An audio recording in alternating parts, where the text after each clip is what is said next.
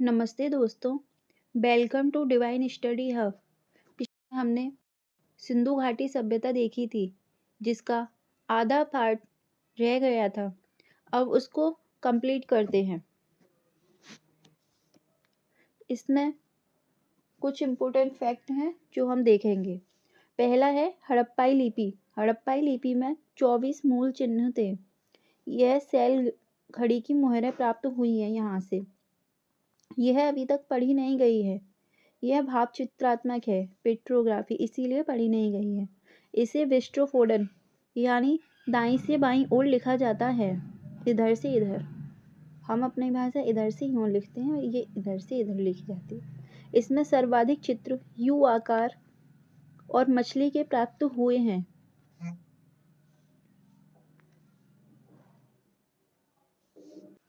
यहाँ का सामाजिक जीवन देखते हैं। यह मात्र सत्तात्मक समाज था। आर्थिक विषमता विद्यमान थी। स्त्री पुरुष दोनों आभूषण पहनते थे। शाकाहारी व मांसाहारी दोनों प्रचलित था। मनोरंजन के लिए ये लोग पासा और चौपड़ का खेल खेलते थे। युद्ध प्रिय कम थे और शांति प्रिय ज़्यादा थे ये लोग।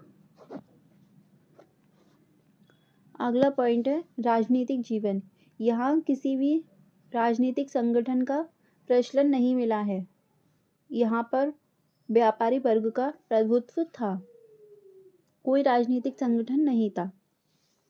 आर्थिक जीवन, उन्नत कृषि व व्यापार, बेहतर पशुपालन, समृद्ध आंतरिक व विदेशी व्यापार। मेसोपोटामिया, मिस्र और मध्य एशिया से व्यापार करते थे।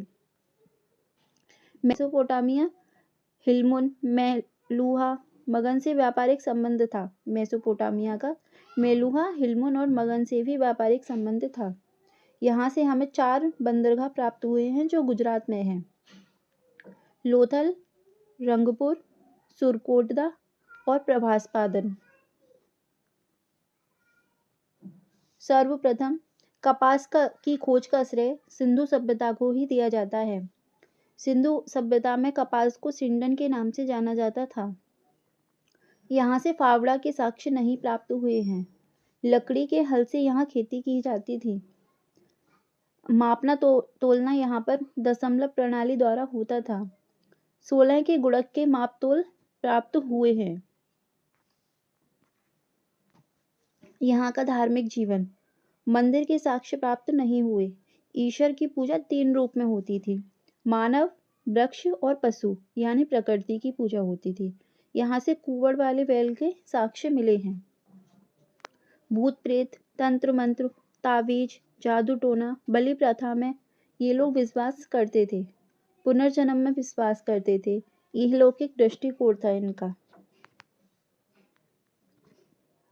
सिंधु घाटी सभ्यता के पतन के कारण।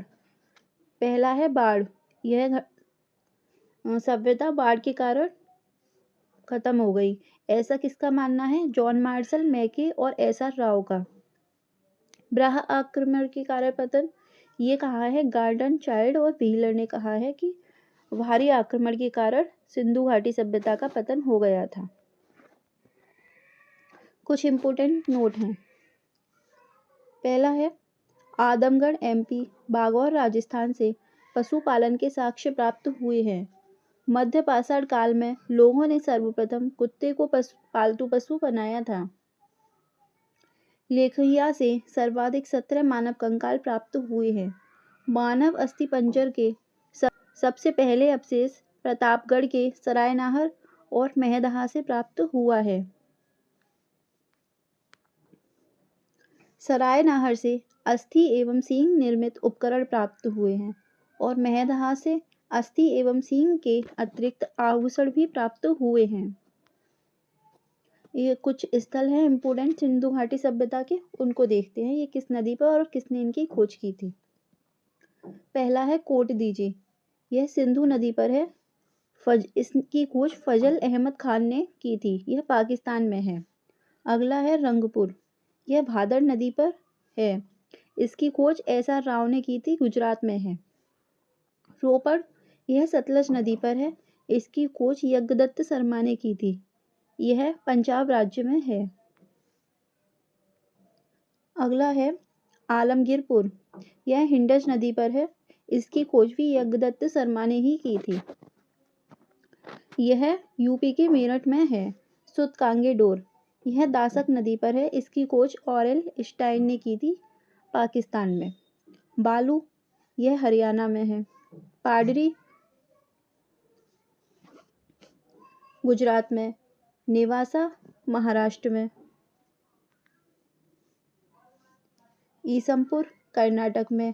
डीडवाना राजस्थान में। गुडियम गुफा तमिलनाडु में। इस तरह हमने एंशियंट हिस्ट्री का तीसरा टॉपिक सिंधु घाटी सभ्यता भी कंप्लीट कर लिया। अब अगली क्लास में हम अगला टॉपिक देखेंगे वैदिक सभ्यता। अगर क्लास यूजफुल लगी हो तो लाइक एंड शेयर करें, चैनल को सब्सक्राइब करें। Thank you.